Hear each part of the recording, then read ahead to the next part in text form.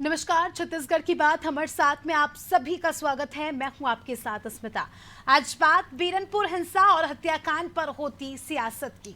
विधानसभा चुनाव प्रचार के समय देश के गृह मंत्री अमित शाह ने छत्तीसगढ़ में बीरनपुर हिंसा का मामला जोरों शोरों से उठाया था। उन्होंने इस हिंसा में मारे गए भुवनेश्वर साहू के पिता ईश्वर साहू को अपनी कई चुनावी सभाओं में मंच पर बिठाया और बाद में विधानसभा टिकट भी दिया। ईश्वर साहू कद्दावर नेता और कांग्रेस विधायक रविंद्र चौबे को हराकर विधानसभा भी पहुंचे।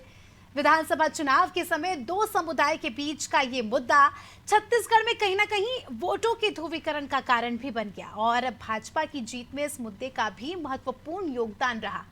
अब विधायक बनकर पहुंचे ईश्वर साहू ने न्याय की मांग की है। उनका कहना है कि जिस हिंसा में उनके बेटे की मौत हुई उसमें 36 आरोपी नामजद है, जिनमें से सभी की गिरफ्तारी अभी तक नहीं हो पाई है।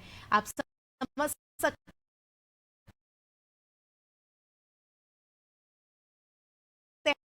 हैं ये हिंसा कितने दिनों पहले हुई थी और अभी तक इन आरोपियों की ने इस मामले की सीबीआई जांच की मांग भी की, जिस पर मुख्यमंत्री विजय शर्मा ने इस घटना की जांच सीबीआई से कराने की मांग की घोषणा कर दी। और इस घोषणा पर तंज कसते हुए पूर्व मुख्यमंत्री भूपेश बघेल ने कहा कि विधायक ईश्वर साहू को सीबीआई की जांच की मांग करनी पड़ रही है। क्या उन्हें अपनी ही सरकार की पुलिस पर भरोसा नहीं है? इस सियासी बहस के बीच बुनियादी सवाल यह है कि आखिर बीरनपुर हिंसा के पीड़ितों को न्याय कब मिलेगा। आज इसी विषय पर चर्चा करते हैं। पहले कुछ प्रतिक्रियाएं सुन लेते हैं। माननीय गृह मंत्री जी प्रशासन जी से सीबीआई का कराया जाए। आज जाके मुझे जिला संतुष्ट हुई। हम मैं पिता के साथ साथ पूरा क्षेत्र का प्रतिनिधि भी हूँ। ये तो मेरे को बात उठाने रही से ताकि लोगों को मालूम पड़े कि न्याय के लिए कितना लड़ाई लड़ सकते हैं, क्षेत्र जनता को भी मालूम पड़े। तो मैं बात सदन में रख रहा हूँ। आज विधानसभा में ईश्वर साहू जी ने अपने पुत्र के हत्या का मामला उठाया और सरकार ने उसे सीबीआई जांच की घोषणा की। पहली बात तो ये है कि इस मुद्दे को लेकर भारतीय जनता पार्टी और अभी तत्कालीन डिप्टी सीएम जिसके पास गृह विभाग भी है बड़े जोर शोर से उठाया था और सीबीआई जांच के हर्ष हमने देखा है कि केवल ये घोषणा भर रहेगी और कितने समय में सीबीआई जांच करेगी, ये सीबीआई उसे लेगी कि नहीं लेगी और जांच करेगी कि नहीं करेगी और करेगी तो कब तक करेगी, ये महत्वपूर्ण बात है। तो इसमें इस सरकार की नाकामी ही प्रदर्शित करता है कि पीड़ित को विधानसभा में मामला उठाना पड़ा। तो भुवनेश्वर साहू की हत्या को लेकर जो है चर्चाएं काफ़ी ज़्यादा हमने सुनी है। कई बार हमने अनादि टीवी पर इस विषय पर बातचीत भी की, डिबेट भी की, मगर बात जस की तस वहीं पर आ रही है कि आखिरकार भुवनेश्वर साहू को न्याय कब मिलेगा। अब इसी सवाल का जवाब जानने की कोशिश करेंगे। हमारे साथ कुछ विशेष मेहमान पैनल पर जुड़ चुके हैं। आपसे परिचय करा देती हूँ उनका। हमारे साथ बीजेपी प्रवक्ता अमरजीत सिंह छाबड़ा हमारे साथ जुड़ चुके हैं और कांग्रेस से वंदना राजपूत जी हमारे साथ जुड़ चुकी है और वरिष्ठ पत्रकार कौशल स्वर्णबेट जी हमारे साथ जुड़ चुके हैं। सभी मेहमानों का बहुत बहुत स्वागत करती हूँ नादी टीवी में। सबसे पहला सवाल अमरजीत जी आपसे कि आपके राज्य में छत्तीसगढ़ में एक हिंसा होती है जिसमें भुवनेश्वर साहू नाम के युवक की मौत हो जाती है और इस मुद्दे को जो है जब आप विपक्ष में रहते हैं काफ़ी ज़्यादा बुनाते हैं, न्याय की मांग करते हैं, फिर बाद में उन्हीं के पिता को टिकट देते हैं और वो जीतते भी है, विधायक बनते भी है, लेकिन न्याय नहीं मिलता यहाँ पर। और वही पिता अब बेबस होकर सदन में सवाल पूछते हैं कि आखिरकार मेरे बेटे को न्याय कब मिलेगा। यानी आपकी पार्टी के ही विधायक आपसे ही सदन में सवाल पूछ रहे कि न्याय कब मिलेगा। तो ऐसे में क्या कहेंगे आप? देखिए, बीरनपुर की जो हत्या हुई थी, बीरनपुर हत्याकांड काफी सरगर्मी रहा, काफी सुर्खियों में रही थी हत्याकांड। और इसमें जो ईश्वर साहू है जिसकी सरेआम वहां पर से वहां के लोगों ने उसके घर के पास से उसको खींच के ले जाकर एक स्थान पर ले जाकर उसको तलवार से चाकुओं से काट डाला था। और इस हत्याकांड को लेकर जब हम विपक्ष में थे तो हमने इस मुद्दे को बहुत जोर शोर से उठाया था, लेकिन तत्कालीन कांग्रेस की सरकार ने सिवाय लिपापोती करने के उस समय कुछ नहीं किया। उस समय के जो उस क्षेत्र के विधायक होते थे और मंत्री होते थे, साझा क्षेत्र से वो उस स्थल पर जाने तक तो उन्होंने समय नहीं निकाल पाए। ठीक है। बेमेतरा के विधायक तक उस स्थान तक नहीं पहुंच पाए थे। लेकिन जब इस विषय को लेकर हमारे प्रदेश के अध्यक्ष माननीय अरुण साहु जी, हमारे अभी वर्तमान के गृह मंत्री माननीय विजय शर्मा जी, उस समय इन्होंने वहां पर जाकर, उस क्षेत्र में जाकर पीड़ित परिवार से मिलने का प्रयास किया, तो इनको बाहर रोक दिया गया था, इनको ठीक है। मिलने नहीं दिया गया था। अमरजीत और जी, तमाम सवाल यह है, ठीक है, उन्होंने जो किया उस पर हम आएंगे, लेकिन 2 महीने से ज्यादा का समय हो गया है, आपकी सरकार बन गई है, खुद ईश्वर साहू विधायक है, कब न्याय मिलेगा? सवाल यही है। बिल्कुल न्याय की आवाज लेकर ईश्वर साहू ने सदन में आवाज उठाई और अपने परिवार के बीच में उन्होंने अपनी बातों को रखा है। और चूंकि उस समय लिपापोती करने का काम हुआ, उस समय जो तत्कालीन उस समय जो सरकार थी, उनके इशारे पर कुछ झूठे प्रकरण भी कुछ लोगों पर दर्ज हुए थे, जो दोहरे हत्याकांड हुआ था उसको लेकर, जिसको माननीय न्यायालय ने उन सभी को बरी भी कर दिया था। और इसमें जो आरोपी थे उसको बचाने का प्रयास उस समय की जो पुलिस प्रशासन की, जो सरकार के इशारे पर बैठी काम कर रही थी, उन्होंने बचाने का प्रयास किया। तो निश्चित ही अभी हमको ज्यादा समय नहीं हुआ सरकार में, अभी मात्र 2 महीने ही हुए, और 2 महीने के अंतराल में हमने बहुत सारे काम किए हैं। बीरानपुर हत्याकांड को लेकर हम काफी सचेत है। गृह मंत्री जी ने सदन में सीबीआई जांच की मांग को उनको स्वीकारा है, और देखिएगा इसमें जितने भी दोषी कोई नहीं बचेगा। पर्दे के पीछे जिन लोगों ने इस पूरे ठीक है, अब ये तो देखने वाली बात होगी। वंदना जी, आपने सुना अमरजीत सिंह को, वो कह रहे थे कि आपने लिपापोती की, ये क्योंकि पूरा कारनामा, पूरा कांड जो है आपकी सरकार में हुआ है, और कहीं ना कहीं लापरवाही तब भी देखी गई है। इतना जब समय लगा, काफी समय तक आपकी सरकार रही, लेकिन ना तो आरोपियों को पकड़ा गया, ना ही वो हथियार पकड़ा गया जिससे उस युवक की हत्या की गई थी। तो कहीं ना कहीं सवाल आपकी पार्टी पर भी उठते हैं यहाँ पर। देखिए, आपकी इस बात में मैं बिल्कुल सहमत हूँ कि आरोपियों को नहीं पकड़ा गया। आपकी जानकारी के लिए मैं देना चाहूंगी कि 12 आरोपियों को पकड़ा गया है, लेकिन 36 आरोपी थे, जिसमें से 12, ये मैं इसे नहीं मानूंगी कि यहाँ पर काम हुआ है। मैं वही बता रही हूँ मैं कि कांग्रेस सरकार में कड़ी कार्रवाई की गई थी, और कड़ी कार्रवाई के दौरान ही जो आरोपी आज जेल के सलाखों के पीछे, वो कांग्रेस सरकार ने की थी। और आपके माध्यम से मैं ये जानना चाहती हूँ कि आज ईश्वर साहू को विधानसभा सदन में ये मांग उठानी पड़ी, एक बड़ी शर्म की बात है भाई। आपकी सरकार है, आपके अभी कम से कम 3-4 कैबिनेट की मीटिंग हो चुकी है, और वो फर्स्ट कैबिनेट मीटिंग में आपको सीबीआई जांच की घोषणा कर देनी चाहिए। 2 महीना आपकी सरकार को हो गया, 2 महीने में तो सीबीआई जांच में उसका रिजल्ट भी आ जाना चाहिए था। इससे राजनीति, इससे ज्यादा कुछ नहीं। जब आपकी सरकार थी, आपने क्यों नहीं मांग की सीबीआई जांच की? क्योंकि ये मामला जो है बहुत बड़ा था।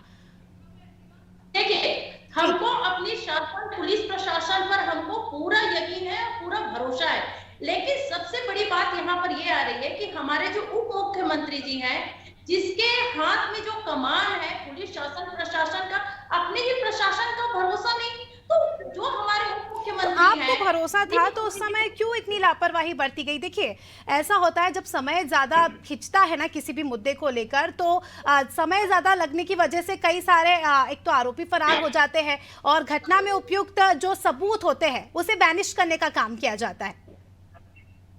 मैं वही तो बताने की कोशिश कर रही हूँ, आप मेरी बात तो सुनिए पहले। हमारे शासन प्रशासन पर हमको पूरा भरोसा था, पुलिस विभाग ने बड़ी जिम्मेदारी से कांग्रेस सरकार में काम की, लेकिन वर्तमान में जो भारतीय जनता पार्टी की सरकार में क्या पुलिस व्यवस्था पर उनको भरोसा नहीं है? वो खुद गृह मंत्री है, गृह मंत्री रहते हुए वो सीबीआई जांच की घोषणा करते हैं, तो यहाँ के शासन प्रशासन क्या करेंगे? क्या पुलिस व्यवस्था पर उनको भरोसा नहीं है? और रही बात, आप देखेंगे कि जब कांग्रेस की सरकार थी, आप पुलिस व्यवस्था पर आप उंगली उठाते थे। अभी इस 2 महीना में जो देखेंगे कि पुलिस व्यवस्था या जो प्रशासन की जो व्यवस्था कितनी लचर हो गई है। कुछ दिन पहले देखते हैं, 2-3-4 दिन पहले हमारी एक बेटी के ऊपर दुर्ग में ब्लेड से हमला कर दिया जाता है। लगातार राजधानी में यहाँ पर देखेंगी हमला कर रहे हैं, यहाँ पर बलात्कार हो रहा है। तो पुलिस व्यवस्था और प्रशासन यहाँ पर कितनी लचर है, ये किसी की 2 महीने में ही पुलिस प्रशासन लचर हो गया, हम ये माने? बिल्कुल, पुलिस 2 महीने में ही पूरा प्रशासन लचर हो गया, पुलिस व्यवस्था खराब हो गई।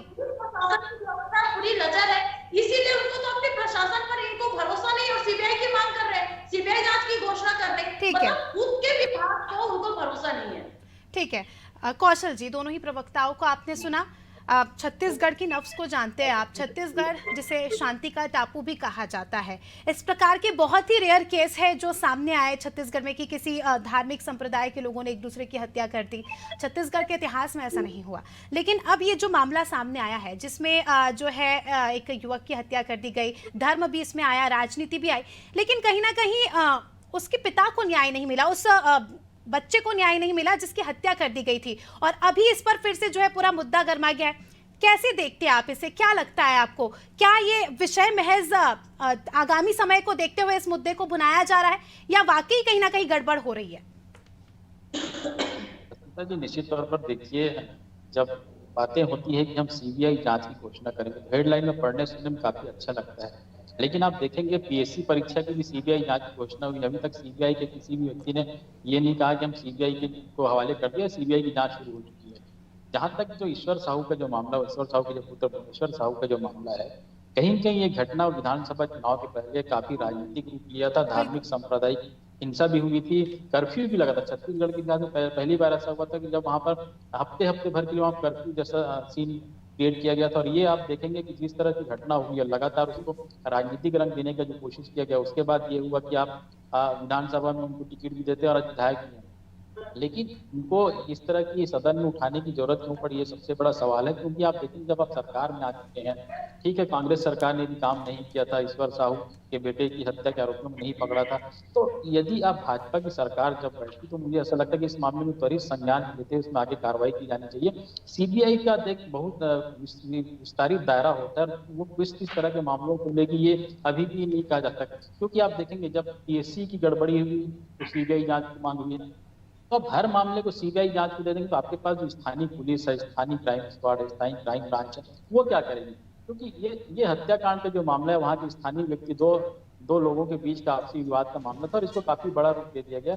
उसके बाद से जो राजनीतिक रंग यहाँ पर चढ़ा, मुझे ऐसा लगता है कि छत्तीसगढ़ में इस तरह की चीजों को ज्यादा बढ़ावा नहीं देना चाहिए, क्योंकि छत्तीसगढ़ एक शांत प्रदेश है, शांति प्रिय प्रदेश है। यहाँ के लोग सीधे साधे और सरल लोग हैं। यदि आप यहाँ धार्मिक उन्माद भड़काएंगे और इस तरह के राजनीतिक लाभ लेंगे, कोई भी दल हो, कौशल जी, मैं आपसे ये भी जानना चाहूंगी, अभी कुछ दिन पहले ही लालपुर में भी इस तरह का मामला सामने आया था जहां एक गौठान में एक व्यक्ति काम करता था, उसकी हत्या कर दी गई थी, लेकिन उस मामले को रफा दफा कर दिया गया और जो है अलग अलग एंगल्स उसके लिए कहे गए, उस पर इतना मुद्दा नहीं बना। आखिरकार इसी मुद्दे पर क्यों इतनी राजनीति हो रही है? देखिए, बिल्कुल आपका सवाल एकदम जायज है। इसी तरह की घटना कवर्धा में भी हो चुकी थी, पहले राजनांदगांव में भी हुआ और अभी जो रायपुर के जो युवक चरवाहा है उसकी हत्या की बात भी सामने आई थी। और इसको भी क्योंकि सांप्रदायिक रंग देने की कोशिश बिल्कुल नहीं की गई। जो गृह मंत्री थे उन्होंने बिल्कुल जो मृतक परिवार के घर जाकर सांत्वना दी, उनको जो सहयोग राशि भी प्रदान की। तो मुझे ऐसा लगता है कि इसी तरह की चीजें, यदि आप अपराध घटित होते हैं और अपराध को आप शांतिपूर्ण तरीके से निपटाते हैं तो उसका ज्यादा वजूद होता है कि आप अपराध को किस तरह से आप उसको निपटाते हैं। यदि आप उसको बढ़ावा देंगे, उसको तूल देंगे और सिर्फ राजनीतिक रंग देने की इस तरह की कोशिश करेंगे, मुझे लगता है किसी भी दल के लिए ठीक नहीं है, ना समाज के लिए ठीक है। तो इस तरह की जो घटनाएं होती है, आपने सीबीआई जांच की घोषणा कर दी, सीबीआई वाले कब आएंगे, क्या आप उनको सीबीआई को कब हवाले करेंगे, इसको कब तक आप जांच पूरा करेंगे? क्योंकि निश्चित तौर पर ईश्वर साहू काफी सीधे सरल व्यक्ति हैं, उनको एक दिलासा मिली है कि सीबीआई जांच से उनके पुत्र को न्याय मिलेगा, उनके परिवार को न्याय मिलेगा, लेकिन कब तक, इसकी समय सीमा भी तय की जानी चाहिए। ये तो देखने वाली बात ही होगी। अमरजीत जी, यहाँ पर दो सवाल आपसे पूछूंगी मैं। सबसे पहला सवाल तो ये कि सीबीआई जांच की आपने बात कही, तो क्या आपको पुलिस प्रशासन पर इतना भरोसा नहीं है? क्या पुलिस प्रशासन इतना सशक्त नहीं है? एक तरफ तो हम स्मार्ट पुलिसिंग की बात करते हैं, प्रोग्रेसिंग पुलिसिंग की बात करते हैं, एक तरफ पार्टी ये दावा करती है कि एकदम हमने स्मार्टनेस के साथ जो है हमारा प्रशासन काम कर रहा है, और दूसरी तरफ आप ऐसे मामलों में सीबीआई गठित करने की बात कर रहे हैं। दूसरा सवाल ये, अभी भी आपके पास आरोपी गिरफ्तार है, 12 आरोपियों को गिरफ्तार किया है कांग्रेस सरकार ने, उनसे पूछताछ नहीं हुई। उनसे पूछताछ में क्या कुछ बातें सामने आई और क्या कुछ सबूत आपके पास है? क्योंकि जब ये पूरा मुद्दा न्यायालय में जाएगा और न्यायालय जब आदेश देगा तो सबूतों के आधार पर होगा, तो क्या कुछ सबूत है?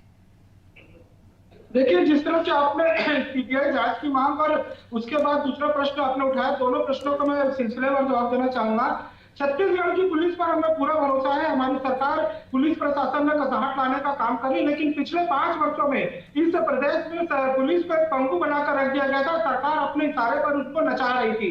पूरी चार्जशीट आप देखेंगे तो 36 आरोपी इसमें है, जिसमें सिर्फ 12 आरोपी गिरफ्तार हुए, 24 आरोपी ये सरकार लगातार 1 साल हो गया, अप्रैल माह की घटना है, सरकार पिछली सरकार जो थी गिरफ्तार नहीं कर पाई थी।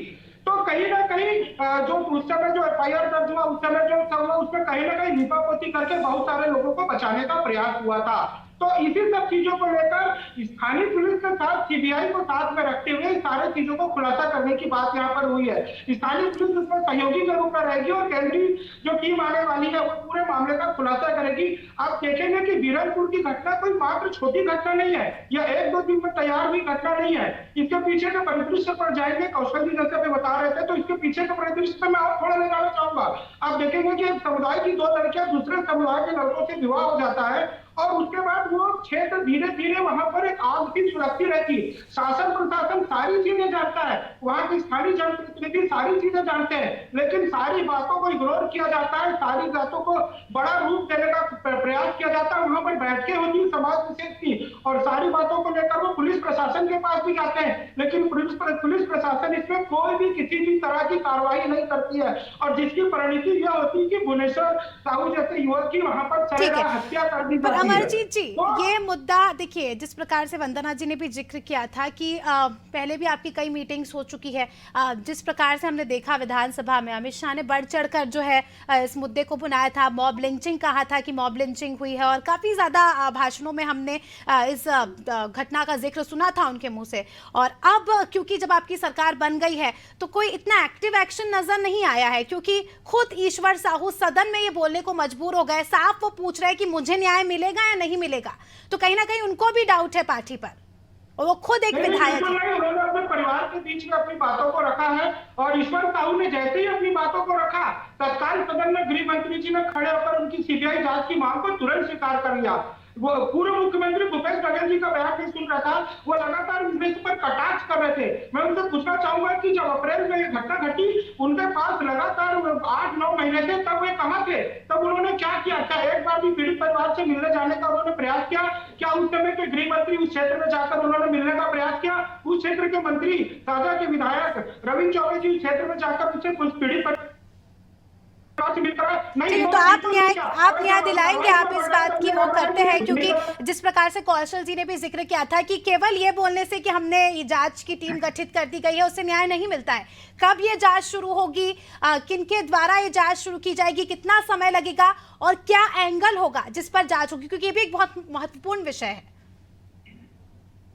देखिए, जांच की दिशा आगे बढ़ चुकी है और इस पर जांच के लिए कल ही सदन में इसके लिए स्वीकृति हो चुकी सदन में और निश्चित देखिएगा कि बहुत जल्द खुलासा हो जाएगा। ज्यादा समय नहीं लगेगा। तो देखने वाली बात होगी, क्योंकि हम भी तभी से चर्चा कर रहे हैं और मुझे लगता है कि कई सारे ऐसे मुद्दे हैं जिन पर चर्चा होनी चाहिए। जल्द से जल्द इस पूरे मुद्दे का फैसला होना चाहिए। वंदना जी, कांग्रेस पर भी सवाल जो है, चलिए वंदना जी का हमसे संपर्क जो है छूट चुका है, मैं कौशल जी का रुख करना चाहूँगी। कौशल जी, अगर हम जनरल बात करें, ईश्वर साहू एक विधायक है और उनका दर्द हमने सुना जब वो बोल रहे थे कि क्या मेरे बेटे को न्याय मिलेगा। एक आम इंसान है और उन्हें जो है यहाँ पर टिकट दे दिया जाता है, विधायक बन जाते हैं वो, और विधायक बनने के बाद भी जो है वो न्याय के लिए यहाँ पर इंतज़ार करते हैं, क्योंकि 2 महीने से ज़्यादा का समय हो गया। और जब मैं उनको सुन रही थी वो ये भी कह रहे थे कि अगर मुझे न्याय नहीं मिलेगा तो मैं फिर जनता के बीच कैसे जाऊँगा, जनता भी मुझ पर सवाल खड़े करेगी। तो क्या हम अब ये कह सकते हैं कि अब न्याय पाने के लिए भी आपको एक पद आपके पास होगा तो ही आपको न्याय मिलेगा, और यहाँ पर तो वो भी नहीं देखा जा रहा, पद है उनके पास, खुद विधायक है, फिर भी न्याय के लिए ऐसा तरसता देखा जा रहा है उनको। किस दिशा में जा रहा है ये प्रदेश? जी, निश्चित तौर पर जब ये 8 अप्रैल 2023 की घटना है और आप देखेंगे 1 महीने बाद लगभग 1 साल पूरे हो जाएंगे। जिस समय उसके पुत्र की हत्या हुई थी, ईश्वर साहू को सरकारी मदद के लिए जब भेजा गया था तो उन्होंने स्पष्ट कहा था मुझे पैसा नहीं न्याय चाहिए। तो वो न्याय आज तक उनको उस न्याय की दरकार के लिए घूम रहे हैं। पिछले 1 साल से वो न्याय के लिए भटक रहे हैं। वो विधायक भी बन चुके हैं, लेकिन उनके पुत्र की हत्या की गारंटी है, वो आज बाहर घूम रहे हैं। तो जिन 24 नामजद आरोपियों की बात यदि यहाँ पर हो रही है, सरकार को पता है, पुलिस को पता है यदि उन आरोपियों का नाम क्या है। यदि सिर्फ 12 आरोपियों को गिरफ्तार करके मुझे ऐसा लगता है कि अब सरकार बदल चुकी है। यदि पूर्व की सरकारों ने किसी को बचाने का प्रयास किया था, तो अब तो सरकार बदल चुकी है। आप उन जो नामजद आरोपियों को गिरफ्तार करिए, उनको कोर्ट में पेश करिए। इसमें सीबीआई की क्या जरूरत पड़ेगी? मुझे ऐसा लगता है कि जो कार्रवाई चल रही है उसी को आगे बढ़ाना चाहिए। और यदि जो आरोपी यहाँ पर गिरफ्त से बाहर है, यहाँ छत्तीसगढ़ की पुलिस काफी सक्षम पुलिस है, बड़े बड़े अपराध को यहाँ पर निपटा चुकी है और कई आरोपियों को बाहर से पकड़ के ला चुकी है। तो ये जो लोकल जो लोग जिनके बीच विवाद हुआ और उसमें हत्या हो जाती है, इन आरोपियों को पकड़ना मुझे लगता है कि पुलिस के लिए कोई बहुत बड़ी चुनौती नहीं होगी। आप उनको आदेश दीजिए कि जो आरोपी हैं उनको तत्काल गिरफ्तार करिए। मुझे ऐसा लगता है कि 14 आरोपी तो फरार चल रहे हैं, बिल्कुल निश्चित तौर पर कहीं कहीं होंगे, उनको आसानी से गिरफ्तार किया जा सकता है और इस मामले का निपटारा बहुत जल्द किया जा सकता है यदि बिल्कुल सरकार कौशल जी, एक छोटे से गांव में ये जो है वारदात को अंजाम दिया जाता है और उसमें भी सिस्टम फेल नजर आ रहा है, तो काफी ये चिंता का विषय है कि एक छोटे से गांव में ही पुलिस जो है फेल होती नजर आ रही है, आरोपियों को नहीं पकड़ा जा रहा। वंदना जी, विपक्ष के तौर पर अब कांग्रेस की क्या भूमिका रहेगी, आपका क्या एक्शन रहेगा आगे? देखिए, हमारी तो बस यही मांग है कि आज तक इन लोग जो राजनीति रंग दिखा करके वहां पर जैसे कि इन लोग को सहानुभूति मिली थी, आज वास्तविकता उनको सामने आना चाहिए। जैसे कि कौशल जी ने एक बहुत अच्छी बात बोली थी कि आपको मालूम है, आरोपियों का नाम मालूम है, 2 महीना आपका शासन प्रशासन आ गया, आप सरकार में है, तो अभी तक उन आरोपियों को क्यों नहीं पकड़े गए? आप कैसे इसको उठाएंगे, इस पूरे विषय को कैसे न्याय दिलाएंगे, बताइए आप। इस विषय में न्याय दिलाने के लिए ईश्वर साहू के साथ हैं हम। खैर, कांग्रेस सरकार में हमने तो पूरा भरसक प्रयास किया था और इसमें कठोर कार्रवाई भी की गई थी, लेकिन भारतीय जनता पार्टी सत्ता में आने के लिए वहां पर हम देखते हैं कि किस तरह से माहौल को क्रिएट किया गया था और वहां पर माहौल को क्रिएट करके जो हमारे छत्तीसगढ़ को शांति का टापू कहते थे, उनको अशांति का प्रदेश बनाने का काम किए थे। और जो अशांति का प्रदेश बनाने का काम किए थे, उनको यहाँ पर दिखाना पड़ेगा कि वाकई में भारतीय जनता पार्टी जो फैला रहे थे, जो झूठ भ्रम फैला रहे थे, वो कहाँ तक वास्तविकता है। ठीक है, अभी देखने वाली बात होगी कि क्या कुछ अब आगे कार्रवाई होती है। हालांकि बात तो यहाँ पर कर दी गई है सदन से सीबीआई जांच की, और कब तक न्याय मिलता है, अनादि टीवी हर बार इस मुद्दे को प्राथमिकता से उठाता आएगा। बहुत बहुत शुक्रिया आप सभी मेहमानों का हमारे साथ जुड़ने के लिए और तमाम चर्चा में शामिल होने के लिए। तो देखिए, छत्तीसगढ़ जिसे शांति का टापू भी कहा जाता है, और छत्तीसगढ़ के इतिहास में शायद ही पहले ऐसा कभी हुआ हो कि जाति को लेकर, धर्म को लेकर इस प्रकार की वारदात को अंजाम दिया जाए, जहां एक युवक को मार दिया जाए महज छोटी सी बात को लेकर।